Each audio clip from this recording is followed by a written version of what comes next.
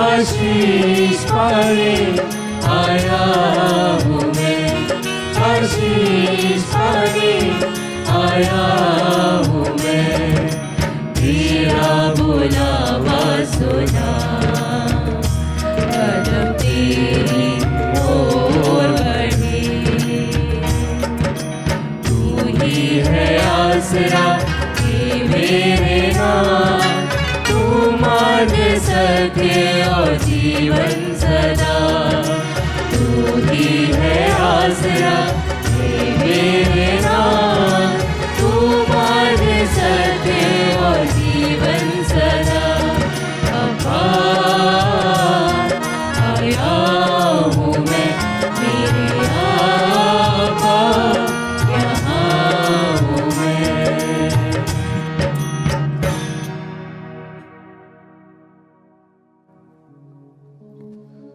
पिता, पुत्र और पवित्र आत्मा के नाम पर आमीन। हमारे प्रभु यीशु ख्रिस्त की कृपा, ईश्वर का प्रेम तथा पवित्र आत्मा का साहचर्य आप सबों को प्राप्त हो और आपकी आत्मा के साथ।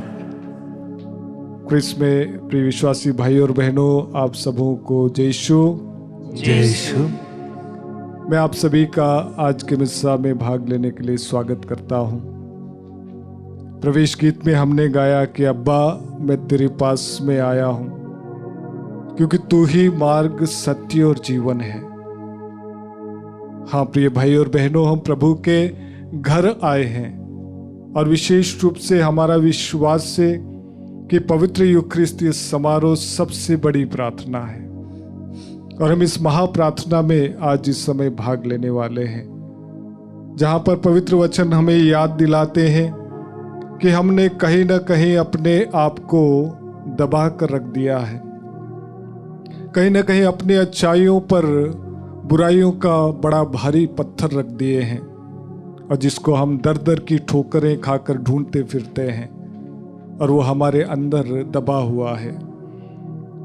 और वो महान खजाना उस ईश्वर ने हम सभी को देकर भेजा है। आइए उस खजाने को प्राप्त करें, आइए उस ईश्वर को प्राप्त करें जो दुनिया में सबसे बड़ा धन है, खजाना है, हीरा है। इसमें प्रिय विश्वासी भाई और बहनों, आज के मिस्सा में भाग लेने के लिए हम सभी आए आशा के साथ में कि ये ईश्वर हम सभी की सुनता है, हम सभी को प्यार करता है, क्योंकि वो वचन में कहता है तुम सभी मेरी नजरों में मूल्यवान हो, तुम्हारा नाम मेरी हथेलियों पर अंकित है।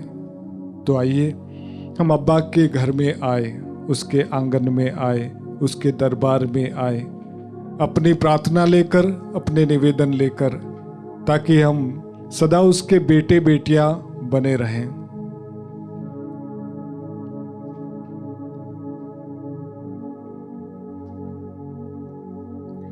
भाइयों और बहनों, हम अपने पापों को स्वीकार करें ताकि हम यह पवित्र बलि चढ़ाने के योग्य बन जाए। हे भाइयों बहनों, मैं सर्वशक्तिमान ईश्वर और आप लोगों के सामने स्वीकार करती हूँ कि मैंने मन, वचन और कर्म से तथा अपना कर्तव्य पूरा न करने से, अपने कसूर से, अपने भारी कसूर से घोर पाप किया है। इसलिए मैं नित्य कुमारी धन्य मरियम से, सब स्वर्गदूतों, संतों और आप लोगों से, हे भाई और बहनों, विनती करती हूँ कि आप लोग मेरे लिए प्रभु ईश्वर से प्रार्थना करें। सर्वशक्तिमान ईश्वर हम लोगों पर दया करे और हमारे पाप क्षमा कर हमको अनंत जीवन प्रदान करे। आमीन। हे प्रभु दया कर, हे प्रभु दया कर, हे ख्रिस्त दया कर, हे ख्रिस्त दया कर, हे प्रभु दया कर। हे प्रभु दया कर। हम प्रार्थना करें। हे प्रभु हमारे ईश्वर, तू ही समस्त कल्याण का स्रोत है। हमें यह वर दे कि हम तेरी सेवा सदा आनंद पूर्वक करते रहें, क्योंकि तेरी सेवा में हमें पूर्ण और चिरस्थायी सुख प्राप्त होता है। हम यह प्रार्थना करते हैं अपने प्रभु तेरे पुत्र यीशु ख्रिस्त के द्वारा, जो तेरे तथा पवित्र आत्मा के संग एक ईश्वर होकर युगानुग जीते और राज्य करते हैं। आमीन। सर्वशक्तिमान ईश्वर आपको आशीर्वाद प्रदान करे, ताकि आप योग्य रीति से प्रभु के वचनों की घोषणा कर सकें। पिता, पुत्र और पवित्र आत्मा के नाम पर आमीन।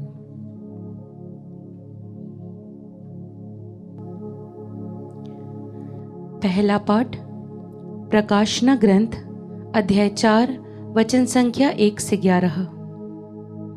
इसके बाद मैं योहन ने एक दिव्य दृश्य देखा।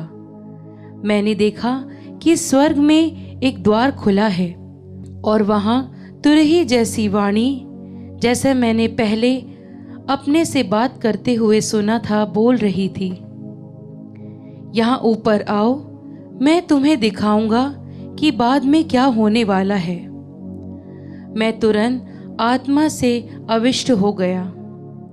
मैंने देखा कि स्वर्ग में एक सिंहासन रखा हुआ है और उस पर कोई विराजमान है, जिसका रूप रंग सूर्यकांत और रुधिराक्ष के सदृश है, और सिंहासन के चारों ओर मरकतमणि जैसा एक आभा मंडल है।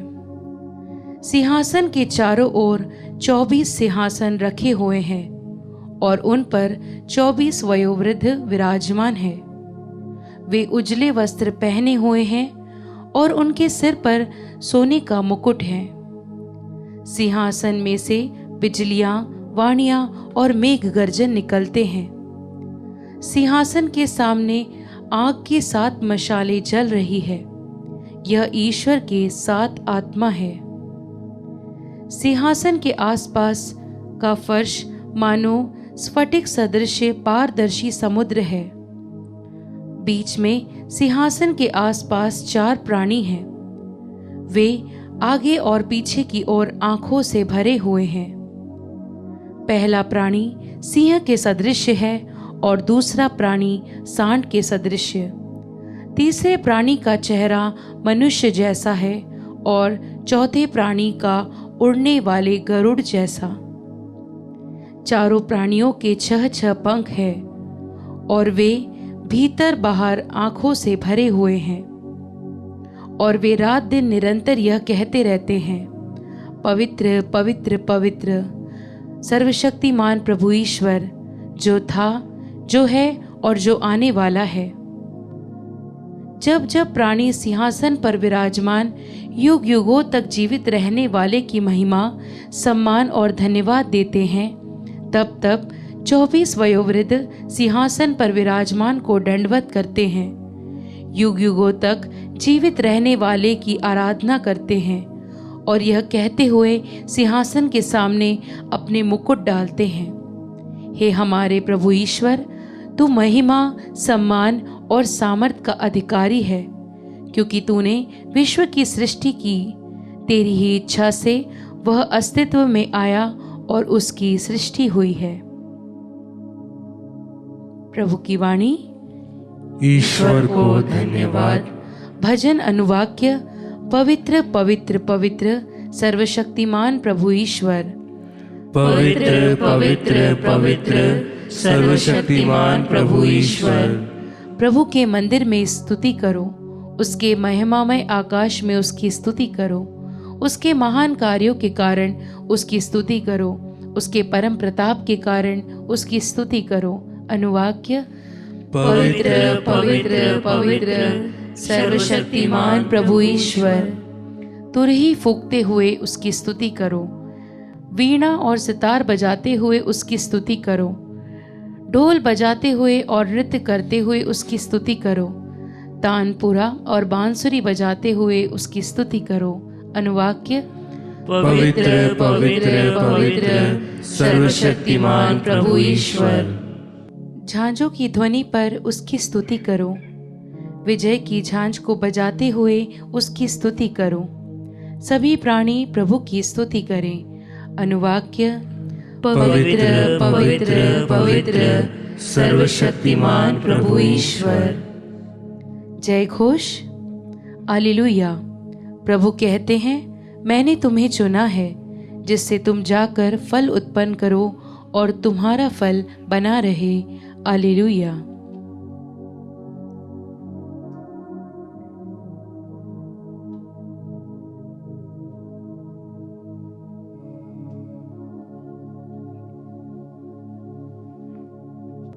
प्रभु आप लोगों के साथ हो और आपकी आत्मा के साथ। संत लूकस के अनुसार पवित्र सुसमाचार।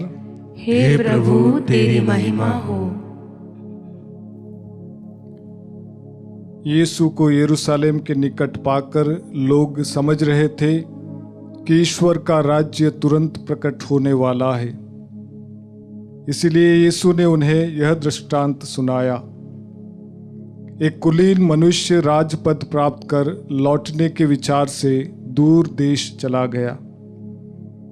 उसने अपने दास सेवकों को बुलाया और उन्हें एक एक अशर्फी देकर कहा, मेरे लौटने तक व्यापार करो। उनके नगर निवासी उससे बैर रखते थे और उन्होंने उसके पीछे एक प्रतिनिधि मंडल द्वारा कहला भेजा कि हम नहीं चाहते कि वह मनुष्य हम पर राज्य करे। वह राजपद पाकर लौटा और उसने जिन सेवकों को धन दिया था उन्हें बुला भेजा और यह जानना चाहा कि प्रत्येक ने व्यापार में कितना कमाया है। पहले ने आकर कहा, स्वामी, आपकी एक अशर्फी ने 10 अशर्फियां कमाई है। स्वामी ने उससे कहा, शाबाश भले सेवक, तुम छोटी सी छोटी बातों में ईमानदार निकले, इसीलिए तुम्हें 10 नगरों पर अधिकार मिलेगा। दूसरे ने आकर कहा, स्वामी, आपकी एक अशर्फी ने 5 अशर्फियां कमाई है। और स्वामी ने उससे भी कहा, तुम्हें 5 नगरों पर अधिकार मिलेगा। अब तीसरे ने आकर कहा, स्वामी, देखिए यह आपकी अशर्फी, मैंने इसे एक अंगोछे में बांध रखा था। मैं आपसे डरता था क्योंकि आप कठोर हैं। आपने जो जमा नहीं किया उसे आप निकाल लेते हैं और जो नहीं बोया उसे लूनते हैं। स्वामी ने उससे कहा, रे दुष्ट सेवक, मैं तेरे ही शब्दों से तेरा न्याय करूंगा। तू जानता था कि मैं कठोर हूं। मैंने जो जमा नहीं किया उसे मैं निकाल लेता हूं और जो नहीं बोया उसे लूनता हूं। तो तूने मेरा धन महाजन के यहाँ क्यों नहीं रखा? तब मैं लौटकर उसे सूद के साथ वसूल कर लेता। और स्वामी ने वहां उपस्थित लोगों से कहा, इससे यह अशर्फी ले लो, जिसके पास 10 अशर्फियां हैं उसी को दे दो। उन्होंने उससे कहा, स्वामी, उसके पास तो 10 अशर्फियां हैं। मैं तुमसे कहता हूं, जिसके पास कुछ है उसी को और दिया जाएगा, लेकिन जिसके पास कुछ नहीं है उससे वह भी ले लिया जाएगा जो उसके पास है। और मेरे बेरियों को, जो यह नहीं चाहते कि मैं उन पर राज्य करूं, इधर लाकर मेरे सामने मार डालो। इतना कहकर यीशु यरूशलेम की ओर आगे बढ़े। यह प्रभु का सुसमाचार है। हे ख्रिस्त तेरी स्तुति हो। ख्रिस्त में प्रिय विश्वासी भाई और बहनों,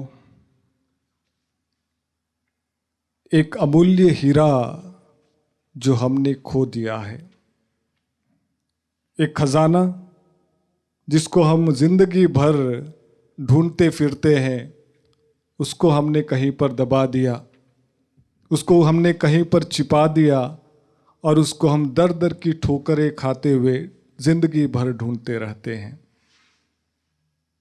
एक कहानी मैंने कुछ सालों पहले लिखी थी जब मैं ब्रदर था, डीकन था, और इस कहानी का टाइटल था एक उपहार। मैं शॉर्ट में इस कहानी को आपके सामने पेश करना चाहूँगा, बताना चाहूँगा। क्रिसमस का दौर चल रहा था और जैसे कि आप जानते हैं क्रिसमस उपहार देने का समय होता है। तो उस गांव में लोग एक दूसरे को उपहार दे रहे थे, खुशियां बांट रहे थे, मिठाइयां बांट रहे थे।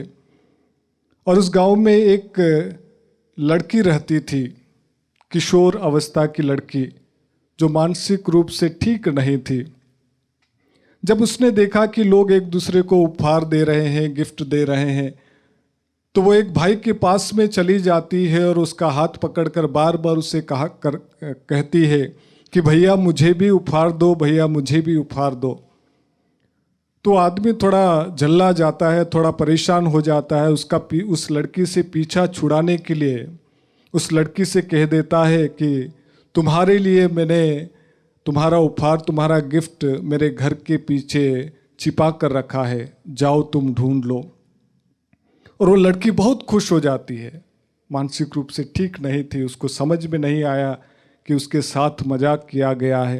वो दौड़ते हुए गई और उस भाई के घर के पीछे ढूंढती रही। और वो आदमी भूल गया कि उसने उस बेटी से कहा था, उस बहन से कहा था कि तुम्हारा गिफ्ट वहाँ पर है।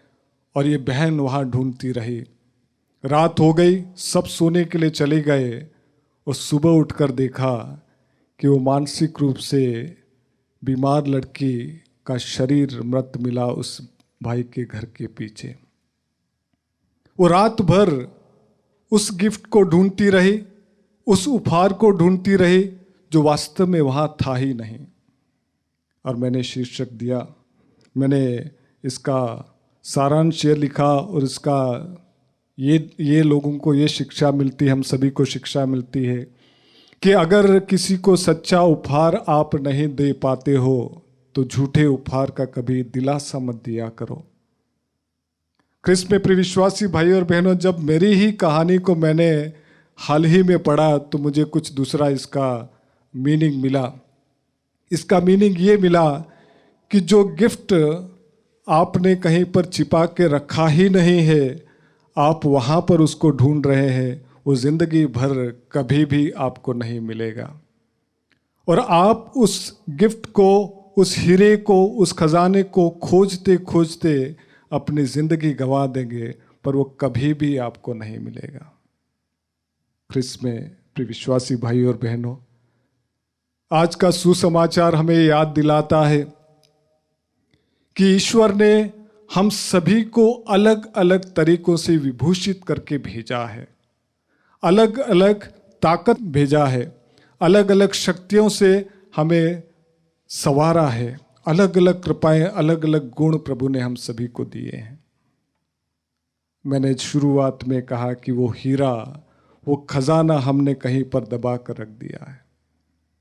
क्रिस्त में प्रिय विश्वासी भाई और बहनों, एक मनन चिंतन करें, अपने आप से एक प्रश्न करें कि जिस प्रकार से उस आदमी ने अपने मास्टर, अपने गुरु का कि वो अशर्फी, वो पैसा एक अंगोछे में बांध कर कहीं छिपा कर रख दिया, इसी डर से कि कहीं मैं इसे खो न दूं, मुझे एक हिसाब देना है, और वापस आकर वो अपने मास्टर के गुस्से का सामना करना पड़ता है उसको। एक चिंतन करें, आज हम सभी सिकुड़ कर रह गए हैं। आज देखिए ना एक दूसरे का चेहरा, बहुत ही बिरले ऐसे चेहरे मिलेंगे, बहुत कम ऐसे चेहरे मिलेंगे जो खिलखिलाकर हंसते हैं।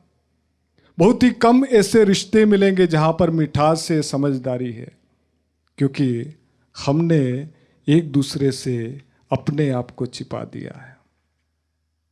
बहुत सारे जवान लड़के लड़कियां अपने माता पिता की खोज कर रहे हैं। उन्हें अपने माता पिता उस समय नहीं मिलते हैं जब उन्हें वास्तव में अपने माँ की, अपने पिता की जरूरत होती है।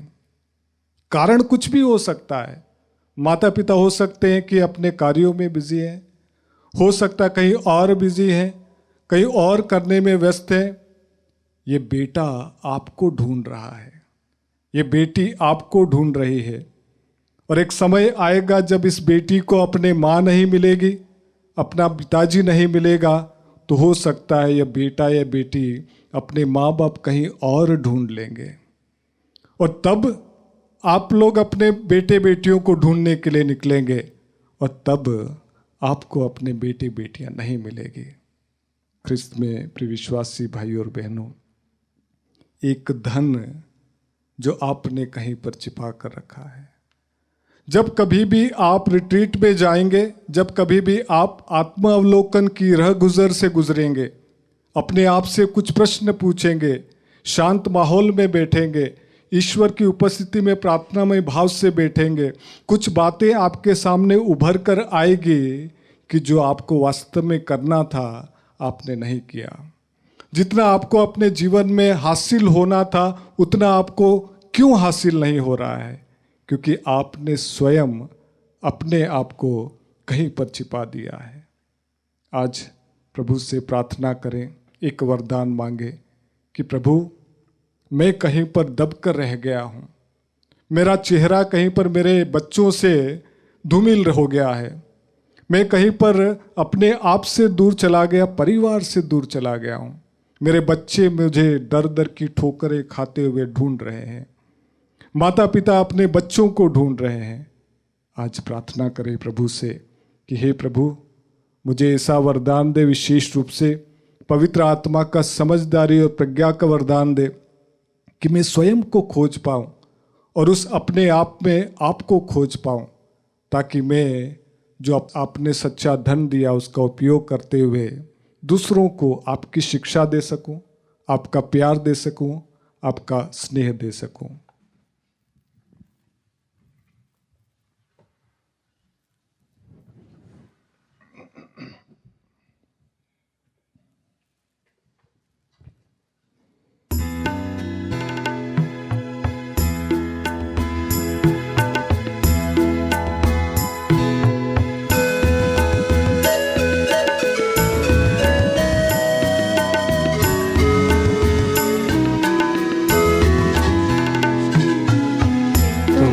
चढ़ाऊं अब क्या नाथ, तुमको चढ़ाऊं क्या,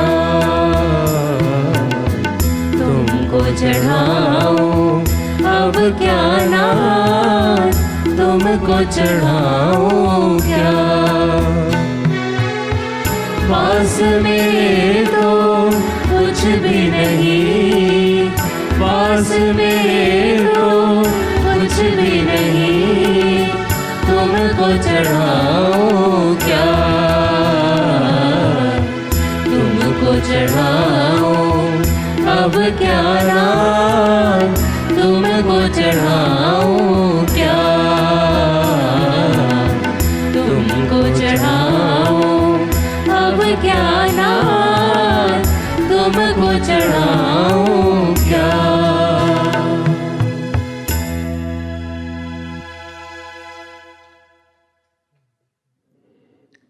भाइयों और बहनों, प्रार्थना कीजिए कि सर्वशक्तिमान पिता ईश्वर मेरा और आप लोगों का यह बलिदान ग्रहण करें। प्रभु अपने नाम की स्तुति तथा महिमा के लिए और हमारे तथा अपने समस्त पवित्र कलीसिया के लाभ के लिए आपके हाथों से बलिदान स्वीकार करें। हे प्रभु, जो उपहार हम तेरे प्रताप के सम्मुख लाते हैं वे हमारे लिए तेरे प्रति अटूट भक्ति के प्रतीक बन जाए और हम अनंत सुख का पुरस्कार प्राप्त करें। यह प्रार्थना स्वीकार कर हमारे प्रभु ख्रिस्त के द्वारा, आमीन। प्रभु आप लोगों के साथ हो और आपकी आत्मा के साथ। प्रभु में मन लगाइए, हम प्रभु में मन लगाए हुए हैं। हम अपने प्रभु ईश्वर को धन्यवाद दें, यह उचित और न्याय संगत है। हे प्रभु पवित्र पिता, सर्वशक्तिमान और शाश्वत ईश्वर, यह वास्तव में उचित और न्याय संगत है, हमारा कर्तव्य तथा कल्याण है कि हम सदा और सर्वत्र तुझे धन्यवाद दें। तुझे हमारी प्रशंसा की कोई आवश्यकता नहीं है। यह तेरा वरदान ही है कि हम तुझे अपनी कृतज्ञता प्रकट करें। हमारे स्तुति गान तेरी महिमा की वृद्धि नहीं करते, बल्कि हमारे प्रभु ख्रिस्त के द्वारा हमारी मुक्ति में सहायक सिद्ध होते हैं। इसीलिए स्वर्गदूतों की मंडली के स्वर में स्वर मिलाकर आनंद की उमंग में हम तेरा स्तुति गान करते हैं।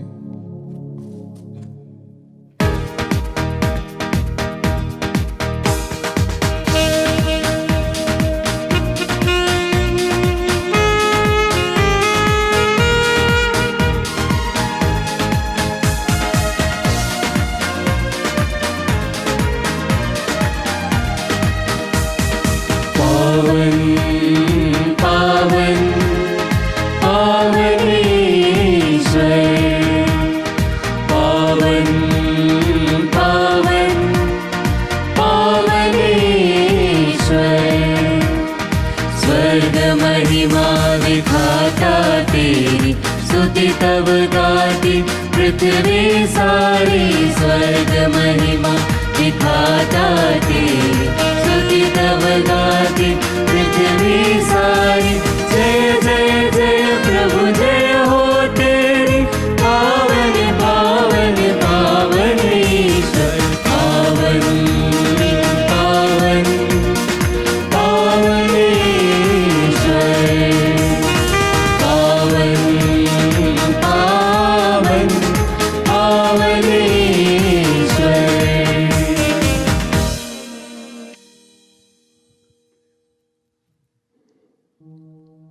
हे प्रभु, तू वास्तव में पवित्र है, सारी पवित्रता का स्रोत है।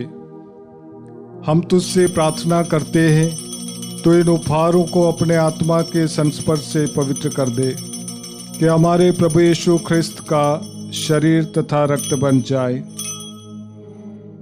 जब ये स्वच्छात से मृत्यु के लिए सौंपे गए, उन्होंने रोटी ली, तुझे धन्यवाद दिया और रोटी तोड़कर उसे अपने शिष्यों को देते हुए कहा, तुम सब इसे लो और इसमें से खाओ, क्योंकि यह मेरा शरीर है जो तुम्हारे लिए बलि चढ़ाया जाएगा। हे मेरे प्रभु, हे मेरे ईश्वर।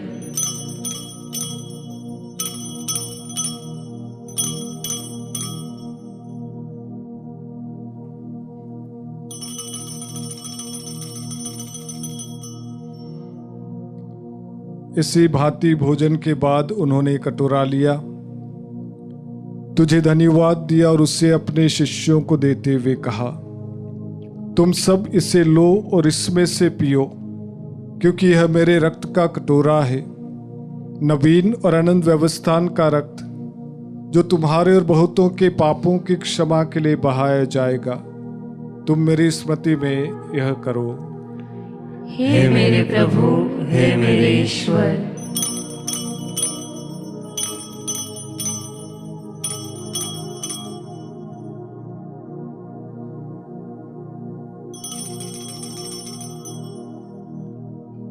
विश्वास का रहस्य।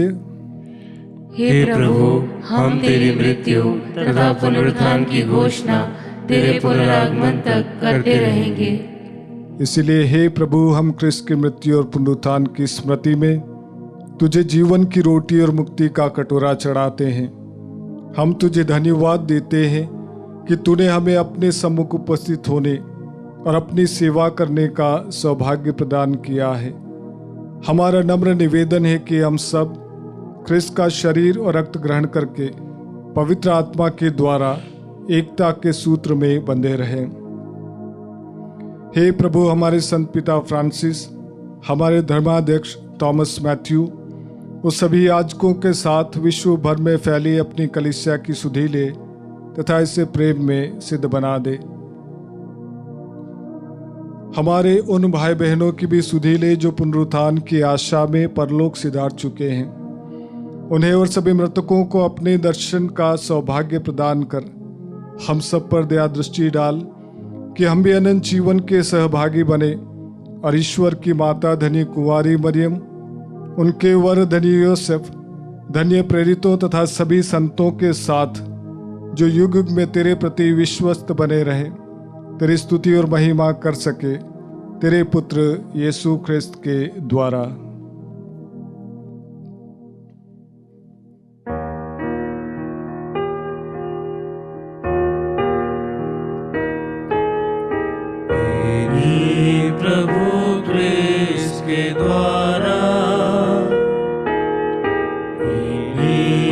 साथ लेनी में। हे सर्वशक्तिमान पिता ईश्वर, पवित्र आत्मा के साथ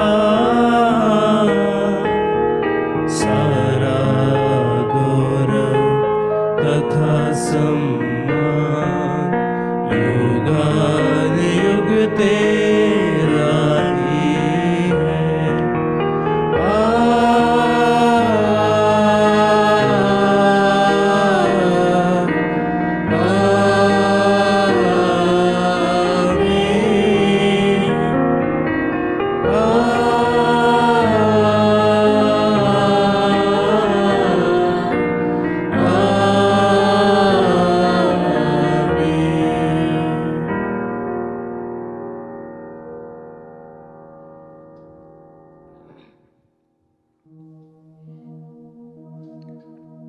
आइए हम धन्यवाद हृदय से वही प्रार्थना बोले जो प्रभु ने हम सभी को सिखाई है।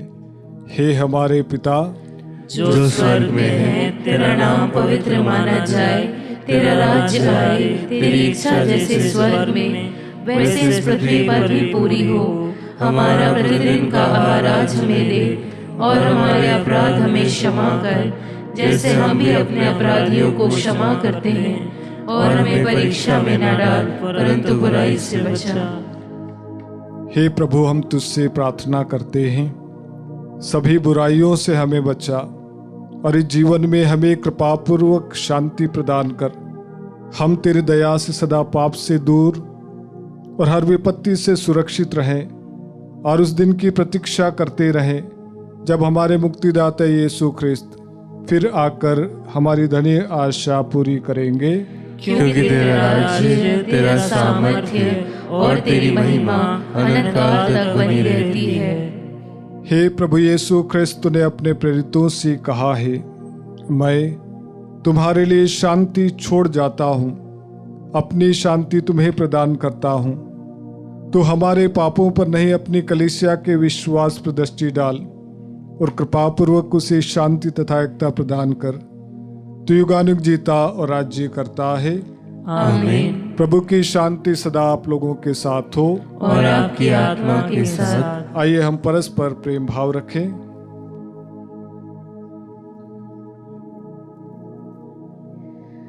हे ईश्वर के मेमने, तू संसार के पाप हर लेता है, हम पर दया कर। हे ईश्वर के मेमने, तू संसार के पाप हर लेता है, हम पर दया कर। हे ईश्वर के मेमने, तू संसार के पाप हर लेता है, हमें शांति प्रदान कर।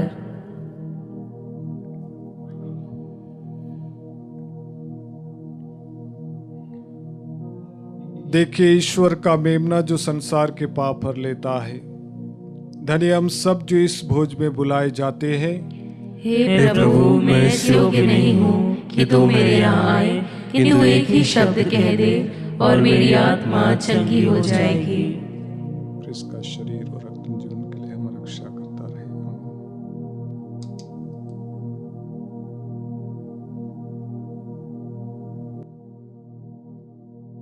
हे मेरे प्रभु यीशु, मैं सारे हृदय से विश्वास करती हूँ कि आप पवित्र यूक्रिस्तीय संस्कार में उपस्थित हैं। हे प्रभु, मैं सभी चीज़ों से बढ़कर आपको प्रेम करती हूँ, और मेरी यही अभिलाषा है कि आप मेरी आत्मा में आकर बस जाएं, क्योंकि हे प्रभु, मैं आपको आज ग्रहण करने में असमर्थ हूँ। हे प्रभु, आध्यात्मिक रूप से आकर मेरे हृदय में समा जाइए।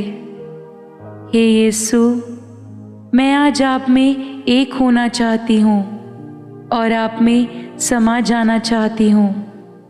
हे प्रभु, यह कभी ना होने पाए कि मैं आपसे कभी अलग हो जाऊं। आमीन।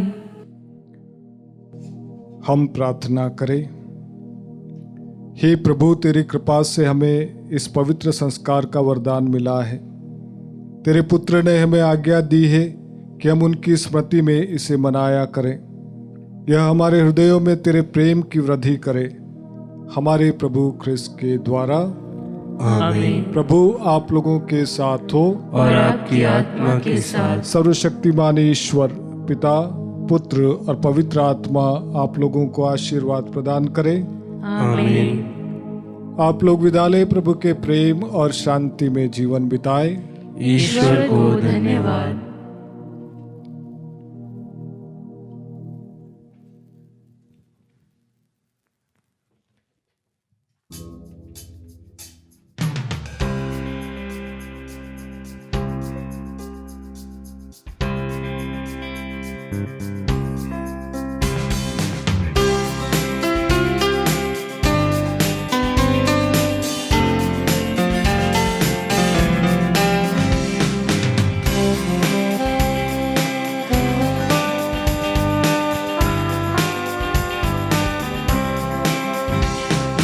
जब तक मैं जीवित हूँ प्रभु तेरा ही साथ रहेगा, तेरे ही संग ये जीवन सफल रहेगा, सफल रहेगा।